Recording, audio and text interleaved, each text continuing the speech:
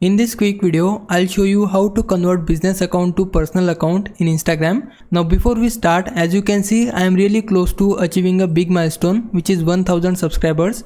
It's been a dream of mine and we are just few steps away from making it happen. If you think I really helped you and on that basis you can subscribe to my YouTube channel to help me reach this goal, I would really appreciate it.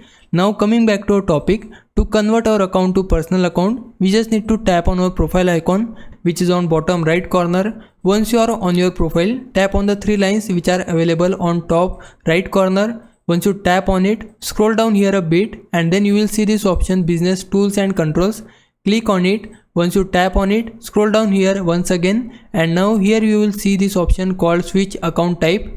Click on it. After that it will give you two options, switch to personal account or switch to creator account. We want to convert our account to personal account. For that we will click on it. After that it will give us this pop-up where we need to confirm our submission. For that I'll simply click on switch to personal account and then it will take some reloading time, and as you can see my account has been successfully converted to personal account. You can see it on my profile as well. Now if I was a big help, you can simply like this video. For now, thanks for watching.